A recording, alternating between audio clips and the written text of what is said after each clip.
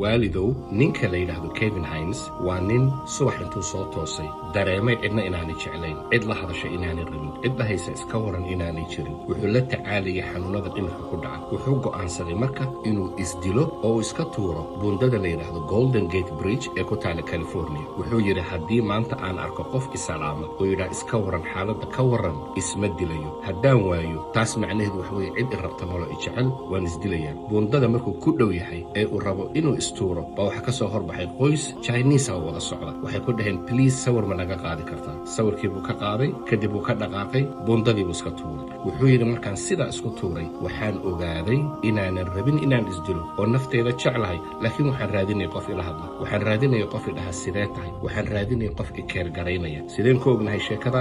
isagaa badbaadi doono, ilaahay badbaadiyey. wuxuuna maanta qoray buug la yidhaahdo Cracked but Not Broken oo adduunka oo dhan laga dhigo, kana hortaga xanuunada dhimirka ka dhaca, kana hadla dadka sida loola sheekaysto. maanta carruurteennu ma dareemayaan cidlo. waxaa laga yaabaa carruurta iyagoo nala jooga waalidow inay cidloonayaan, inay raadinayaan qof la hadla, inay raadinayaan qof dhaha see tahay, inay raadinayaan qof hagsiiya, qof gacanta ka dhunkada, qof la qosla, qof bannaanka u kaxeeya. carruurteenna axwaashooda aan hoos u eegno. iyagoona dhex jooga oo wax walba haysta ayaa laga yaabaa inay cidloonayaan. waxaa la yidhaahdaa in ka badan 80% dadka nafta iska qaaday waxay raadinayeen qof la hadla, qof la sheekaysta, qof yidhaahda sidee tahay. diinteennu waxayna baraysaa carruurta inaan la sheekaysano, ehelka la sheekaysano, asxaabta la sheekaysano. rasuulkeenu sala allahu caleyh wasalam wuxuu leeyahay salaan qofka aad taqaano iyo qofka aadan aqoon. rasuulkeenu sala allahu caleyh wasalam wuxuu leeyahay afshu salaam, salaamta faafiya, wa tudcimu tacaam, dadka masaakiinta quudiya, la sheekaysta, wasilul arxaam, ehelka la sheekaysta, xiriiriya, wanaajiya.